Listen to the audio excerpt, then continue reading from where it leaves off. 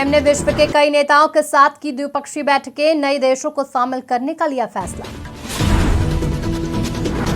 चंद्रयान 3 के land rover से बाहर आने का वीडियो आया सामने। चंद्रमा की सतह पर रोवर ने शुरू किया घूमना।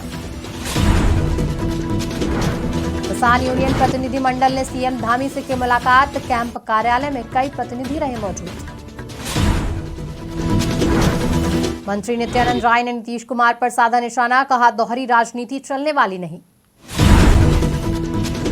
पूर्व मंत्री राष्ट्रीय अध्यक्ष संतोष सुमन का आया बयान, शराबबंदी कानून केवल कागजों में जारी।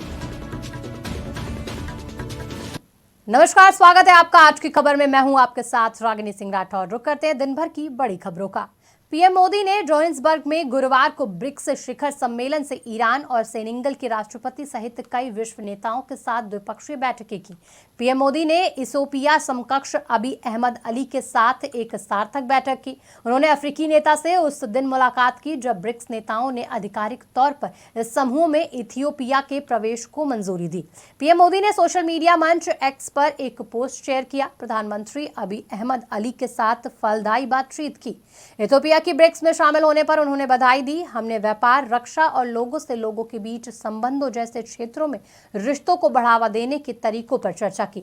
पीएम मोदी ने ईरानी राष्ट्रपति इब्राहिम रईसी से भी मुलाकात की और दोनों नेताओं ने व्यापार और निवेश, ऊर्जा संपर्क, आतंकवाद और अफगानिस्तान सहित द्विपक्षीय संबंधों की समीक्षा की। पीएम मोदी ने ब्रिक्स परिवार में शामिल होने पर ईरान को बधाई दी। राष्ट्रपति रईसी से सदस्य हासिल करने में भारत के समर्थन के लिए मोदी को धन्यवाद किया। ब्रिक्स यानी ब्राजील, रूस, भारत, चीन और दक्षिण अफ्रीका के नेताओं ने गुरुवार को अर्जेंटीना, मिस्र, इथियोपिया, ईरान, सऊदी अरब और संयुक्त अरब अमीरात को समूह के नए सदस्य के रूप में शामिल करने का फैसला किया। ब्रिक्स सम्मेलन में शामिल होने के बाद प्रधानमंत्री मोदी ग्रीस पहुंच चुके हैं, जहां विदेश मंत्री जॉर्ज गैरोपेट्रिटिस ने पीएम मोदी को भव्य स्वागत किया गया।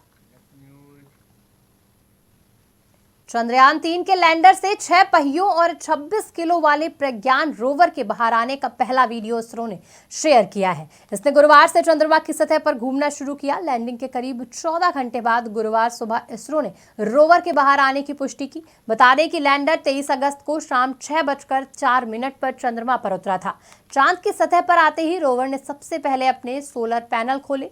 ये 1 सेंटीमीटर प्रति सेकंड की गति से चलता है और अपने आसपास की चीजों को स्कैन करने के लिए नेविगेशन कैमरों का इस्तेमाल कर रहा है। मुख्यमंत्री पुष्कर सिंह धामी शुक्रवार को मुख्यमंत्री कैंप कार्यालय में भारतीय किसान यूनियन तोमर के अध्यक्ष संजीव तोमर के नेतृत्व में किसान यूनियन के प्रतिनिधि मंडल से भेंट की। इस अवसर पर उन्होंने मुख्यमंत्री के किसानों की समस्याओं से अवगत कराया। उन्होंने कहा कि जनपद हरिद्वार में अतिवृष्टि से हुए जल भराव के कारण फसलों को काफी नुकसान हुआ है। उन्होंने कहा कुछ लोगों को मुआवजा नहीं मिल पाया है। मुख्यमंत्री ने कहा कि जिन लोगों को अभी तक मुआवजा नहीं मिला उनको जल्द मुआवजा दिया जाएगा। केंद्रीय गृह राज्य मंत्री नित्यानंद राय ने नीतीश कुमार पर निशाना साधते हुए कहा कि नीतीश कुमार जी को 2020 में डर लग रहा था कि कहीं ना कहीं जो हमें 45 सीट मिली है वो 45 सीट भी गंवाना पड़े।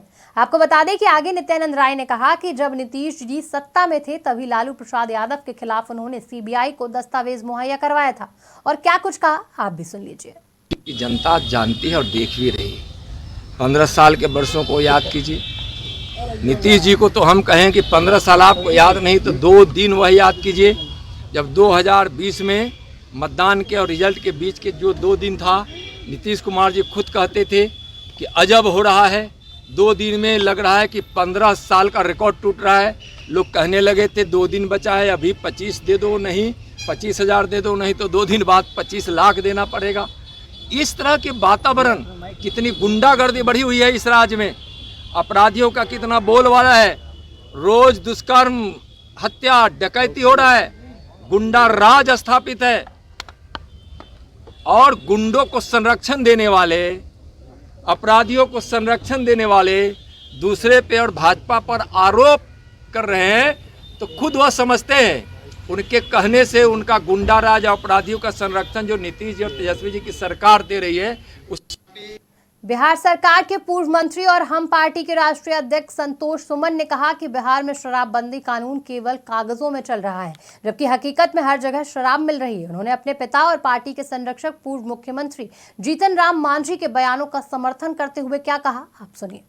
पार्टी जाति जनगणना के खिलाफ नहीं है। हम लोग तो चाहते हैं कि राजनीतिक प्रतिनिधित्व की बात करते हैं, राजनीतिक भागीदारी की हम बात करते हैं। और राजनीतिक भागीदारी की बात करते हैं किसकी, कि जो गरीब है, जो पिछड़ा है, और खास करके पिछड़ों में और गरीबों में जो दलित है, दलितों में भी एक समाज ऐसा है जिसकी जनसंख्या होने के बावजूद भी उसको नगण्य के रूप में माना जाता है और उसकी प्रतिनिधित्व नहीं है, उसकी भागीदारी नहीं है। अगर सही तरीके से जातीय जनगणना होगी तो निश्चित तौर पर उसकी संख्या उभर के आएगी, तो वो अपना प्रतिनिधित्व मांगेगा। उसको फिर कोई नहीं कहेगा कि तुम्हारी संख्या नहीं है, तो इसके हम लोग पक्षधर हैं। लेकिन हम चाहते हैं कि एक जनगणना जो हो रहा है वो सही तरीके से हो, आर्थिक सर्वेक्षण चाहे जनगणना जिसकी बात हम कर रहे हैं वो अच्छे तरीके से हो, उसमें कोई राजनीतिकरण नहीं हो। क्योंकि माननीय नीतीश कुमार जी सोशल इंजीनियर हैं, आप भी जानते हैं, तोड़ फोड़ में माहिर हैं। कैसे माहिर हैं? दलित महादलित कर देते हैं और कुछ दिन के बाद वो महादलित दलित एक हो जाता है। फिर भी दो जातियों की दो तरह का नामांकन किए हैं, 4 लोगों को छाड़ देते हैं, कुछ दिन के बाद 4 लोगों को फिर ले आते हैं